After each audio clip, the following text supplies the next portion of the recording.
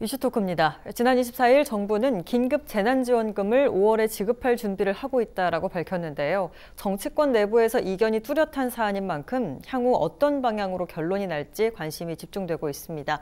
오늘 이슈토크에서는 정책의 실효성과 함께 정부의 긴급 재난지원금 시행이 지역과 경제에 어떤 영향을 미칠지 살펴보도록 하겠습니다. 신라대학교 복지상담학부 손지현 교수, 부산대학교 경제학과 차경수 교수와 함께합니다. 안녕하십니까? 안녕하십니까? 네, 반갑습니다. 오늘은 긴급 재난소득, 기본소득에 대해서 이야기를 좀 나눠보려고 하는데요. 코로나19 사태가 장기화하면서 정말 여러 곳에서 어려움을 호소하고 있습니다. 이런 상황에서 이제 재난기본소득에 대한 논의가 계속해서 활발하게 지금 진행이 되고 있는 상황인데, 먼저 시청자 여러분들을 위해서 재난기본소득이 무엇인지에 대해서 정의부터 좀 짚어주시죠. 네, 아마 그 방송을 보시는 분들께서도 재난지원금 혹은 재난기금 혹은 우리가 이야기하고 있는 재난기본소득 다양한 용어들이 지금 혼잡돼서 사용되고 있다 보니까 네네. 혼란이 조금 있으리라 생각이 듭니다. 사실 엄밀히 말하면 지금 현재 이해되고 있는 재난기본소득이라고 하는 것은 기본소득의 성향에 맞지는 않습니다. 네. 기본소득이라고 하는 것은 기본적으로 일정한 특정 조건, 인구사회학적 특정 조건들을 갖춘 저희 아동수당이 있으니까요. 아동수당처럼 특정 조건을 갖춘 사람들에게 그 현금으로 기본적으로 누구에게나 지원하는 제도라고 볼 수 있습니다. 네. 물론 이제 이것을 지원하는 이유가 기본적으로 소비를 통해서 경제를 살리자는 목적 혹은 특정 대상에 대한 지원에 대한 사회적 합의 등등이라고 볼 수 있는데, 재난지원금에 대한 이야기를 지금 확인해 보면 어쨌든 재난이라고 하는 이 상황이 우리 국민들에게 보편적으로 가지고 있는 만들어낸 어려움이 있다 보니 전 국민을 대상으로 혹은 특정 인구 집단을 대상으로 한 재난을 기반으로 한 소득 지원이 있어야 된다라고 해서 아마 이 용어가 사용되고 있는 것 같습니다. 정확하게 사용해 보면 사실 재난지원금이라는 표현이 조금 더 적절하지 않을까라는 생각은 한번 해봅니다. 네, 이제 지급 범위에 대해서 일단 어떻게 생각하시는지 두 분의 의견이 궁금합니다. 긴급 재난지원금은 코비드-19으로 인해서 피해를 본 업종의 소상공인 그리고 자영업자, 저소득층의 그 피해 복구를 위한 지원금이 주된 목적이기 때문에 네네. 원칙적으로는 소득 하위 70%에게 지급하는 것이 옳다고 저는 생각을 하고 있습니다. 네네네. 전 국민을 대상으로 할 경우에 보수 야당이 지적한 바와 같이 재정 부담만 가중시키고 고소득층의 소비 진작 효과는 미비할 가능성도 있습니다. 이와 관련된 경제 이론을 간단하게 말씀드리면 리카르도라는 경제학자가 생각해낸 리카르도 등가 법칙이라는 이론이 있는데요.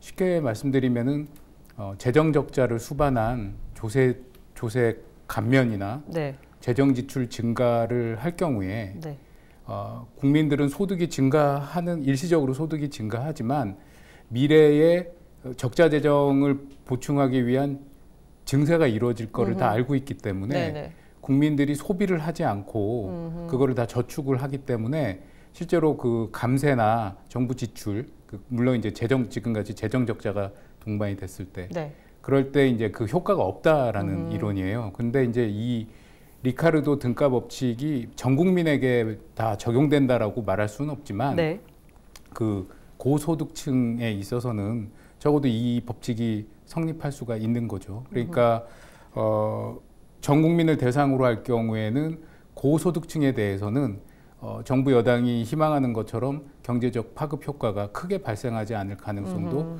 분명히 존재하는 것은 맞는 겁니다. 네, 알겠습니다. 고소득층에 대해서는 크게 파급 효과가 없을 것이다 라는 이야기 해주셨고요. 교수님께서는 어떻게 생각하십니까? 사실은 상위 30%의 소득 대체율을 봤었을 때 효과가 떨어질 것 같다는 말씀에 대해서는 전적으로 동의를 합니다만, 기본적으로 상위 30%를 추려내기 위한 과정들이 굉장히 오래 걸릴 가능성이 높습니다. 그 재난지원금에 대해서 지금 현재 고민되고 있는 부분은 일단 즉시성이 있어야 됩니다. 그러니까 긴급하게 사용돼야 되는 부분이 있다는 거죠. 당장 지금 어려움이 겪고 있는 분들이 많으시고, 그 지원금의 효과라고 할 때 경제적 효과가 아니라 개인적인 어떤 피해, 그리고 개별 가구들이 가지고 있는 어려움들, 사실은 많은 분들이 지금 어려움이 겪고 있다는 기사들은 나오고 있으니까요. 그렇게 따졌을 때는 그 30%를 추려내기 위한 과정들이 실제로 굉장히 오래 걸릴 가능성이 높습니다. 특히 이제 정부에서 최초 아니었던 하위 70%를 논의하겠다라고 했던 안은 우리가 기본적으로 했을 땐 그 건강보험에 대한 납부율을 따지게 되면 2년 전 데이터를 가지고 사실은 추려내야 되고요. 2년 전 데이터를 추려내는 과정 속에서 그 현재 소득과 불일치하는 상황들이 분명히 발생할 가능성이 높습니다. 그러면 거기에 대한 효과를 다시 한번 또 논의를 해야 되는 어려움이 발생하기 때문에 일단은 1차적으로 전 국민에게 지급한다라고 하는 100% 원칙이 저는 좋다라고 봅니다. 보고 나서 그 이후에 사실은 다양한 방법을 통해서 조세를 돌려받을 수 있는 방법들이 있기 때문에 혹은 뭐 개인의 선함에 대한 의지라고 볼 수 있지만 지금 개별적으로 납부할 수 있는 부분이라든지 이런 방법으로 일단 일시적으로는 전 국민에게 빨리 지급하는 게 좋다라고 봅니다. 지역마다 조금씩 다르긴 하지만 보편적으로 보면 평균 5만 원 정도의 재난지원금이 지급이 되고 있습니다. 시민들의 목소리를 좀 들어보자면 물론 이렇게 지원해 주는 거에 대해서는 상당히 반갑지만 액수가 너무 적다. 실질적으로 도움이 되는지는 잘 모르겠다, 아쉽다, 안타깝다라는 이야기를 좀 많이 합니다. 목소리를 많이 내고 있는데 이런 부분 실제로 좀 도움이 된다고 보십니까? 예,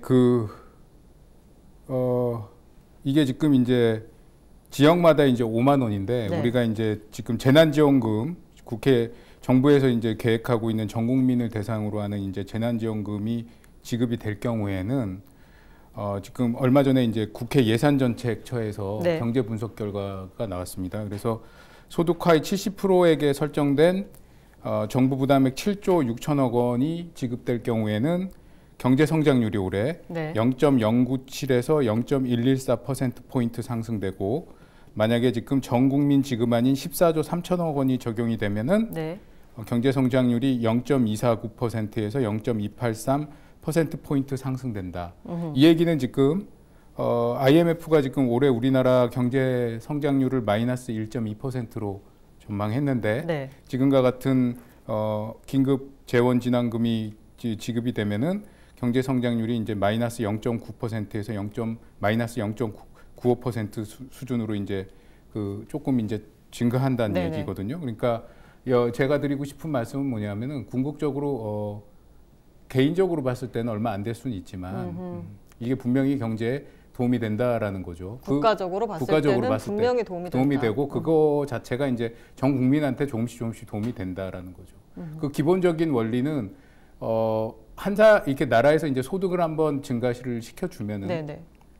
그게 한 번으로 끝나는 게 아니라 그렇게 소득을 받은 사람들이 소비를 하고 그렇죠. 그죠? 그러면 다른 사람의 소득이 또 증가하잖아요. 네네. 그러면 그 사람들이 또 소비를 하고 연쇄적으로 이제 소득과 소비가 창출이 되죠. 이런 걸 보고 우리가 이제 승수 효과라고 부르는데 네네. 중요한 포인트는 뭐냐면 이렇게 이제 돈이 지급이 됐었을 때 이게 전부 다 소비로 연결이 될 수 있게끔 정책적인 어떤 배려가 이루어져야 된다는 네네네. 거죠.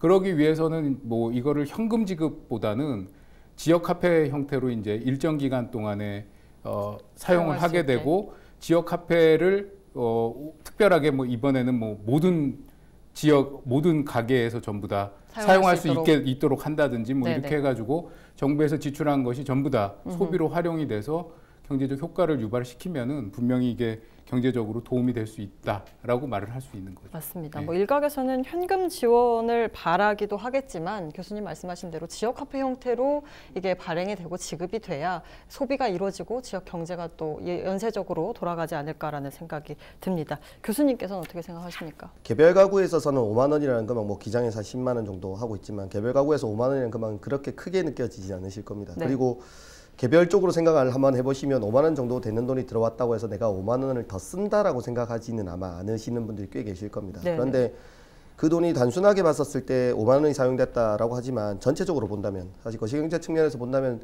확실히 순환의 효과는 있을 거고요. 그 순환의 효과를 좀 더 높이기 위해서 아까 우리 지역화폐 활용 방안들에 네. 대해서는 충분히 동의가 됩니다. 뭐 물론 아쉬운 부분은 저는 있다고 생각합니다. 그 추가적인 재원의 부분이 좀 이따 다시 한번 하겠지만 사실 지금 전체 경제 성장에 대한 고민을 한다면 독일 같은 경우 물론 이제 절대적으로 비교하기는 어려운 부분이 있습니다. 독일 같은 경우에서는 자기 GDP에 그게 단순하게 우리 세원에서 조세에서 사용될 수 있는 금액의 퍼센테이지가 아니라 GDP의 30% 정도까지 사용할 수 있다라고 이야기를 하고 있는데요. 네네. 쓰겠다라고 이야기를 하고 있고 뭐 미국 같은 경우에는 한 명당 1,000불 우리가 한 120만 원, 100만 원 정도의 금액을 주겠다라고 이야기를 하고 있는데 네네.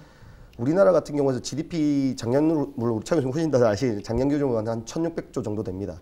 1,600조 중에서 30%라면 저희가 400조 이상을 써야 되는데 네.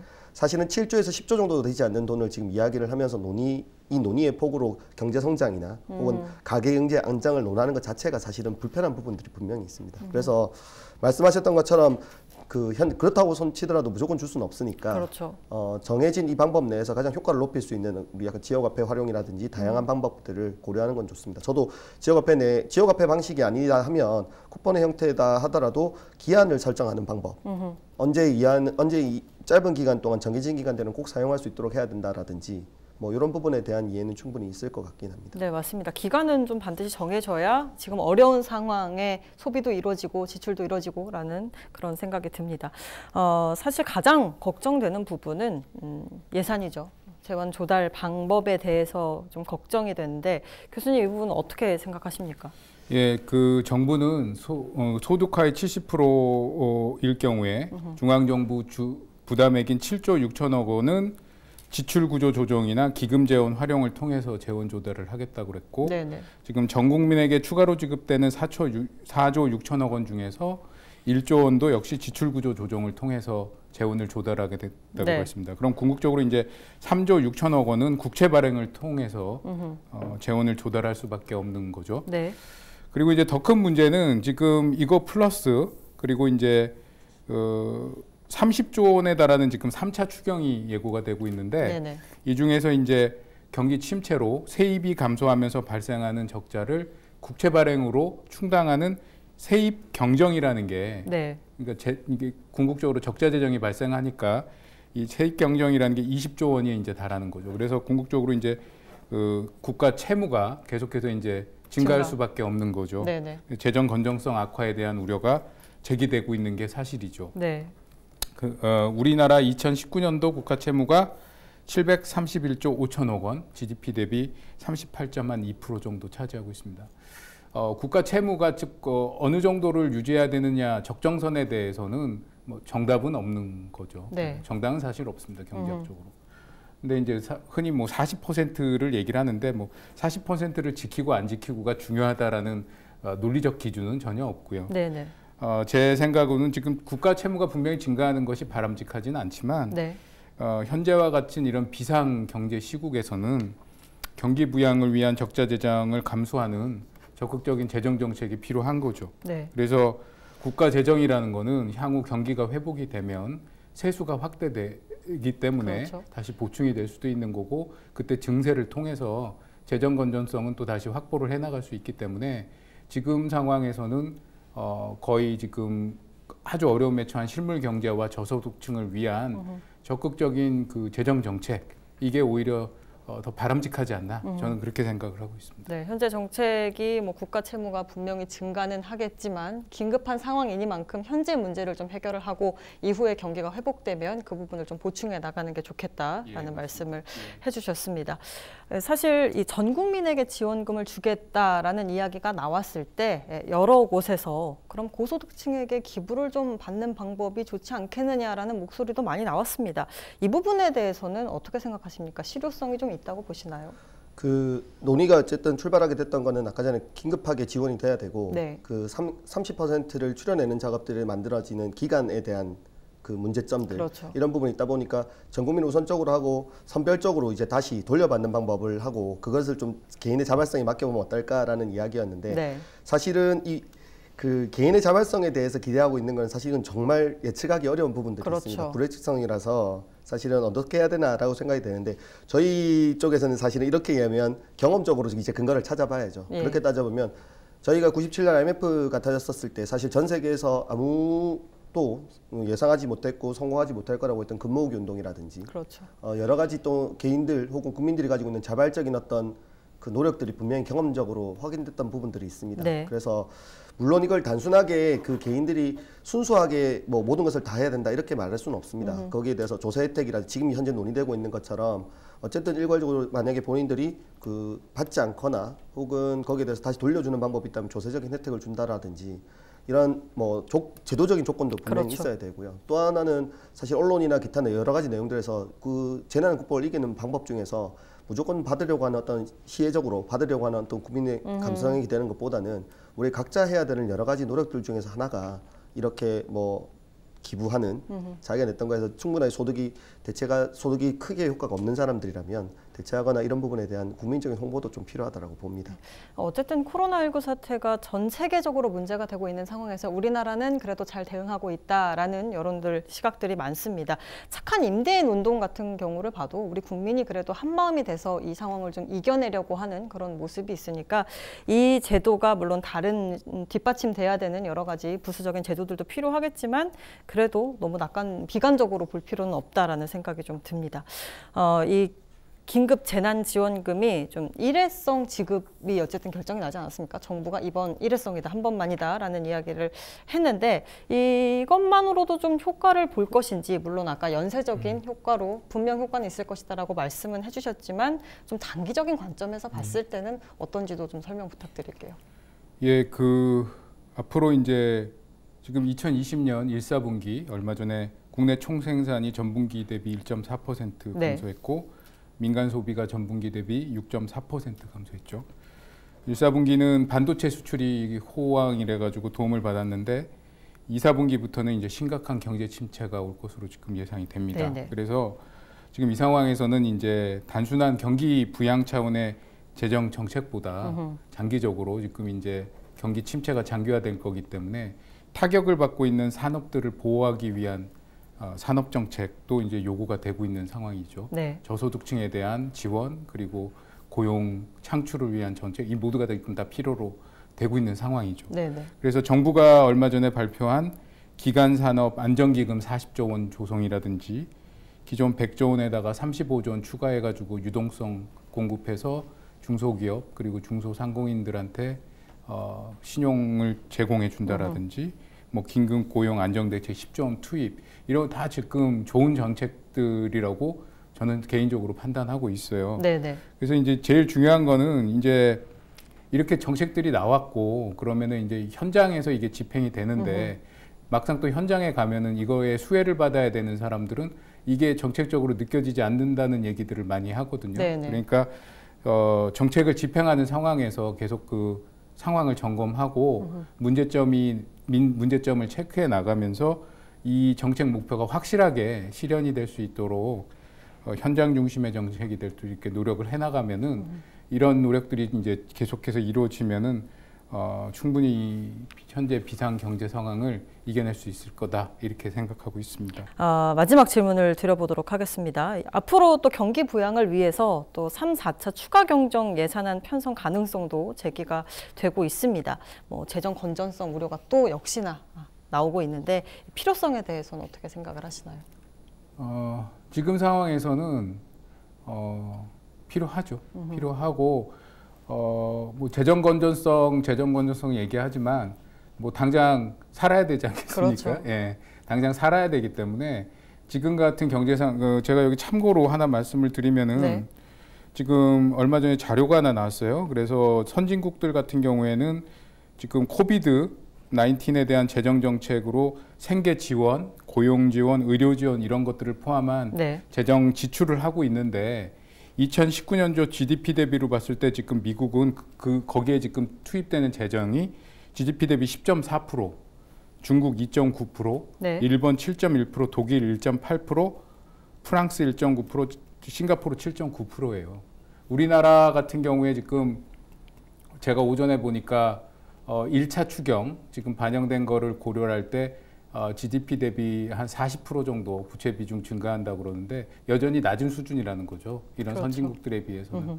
그러니까 지금 상황에서는 3차 추경 필요하면 해가지고 계속해서 지금이야말로 정부의 적극적인 경제 정책이 필요한 시점이니까 이럴 때 정부가 적극적인 재정 정책을 펼쳐야 될 거라고 생각하고 있습니다. 네, 실효성 있는 정책들도 앞으로 계속 나와야겠지만 국민들도 정부를 좀 믿고 같이 어려움을 타개해 나갔으면 좋겠습니다. 이슈 토크 여기서 마칩니다. 네, 고맙습니다.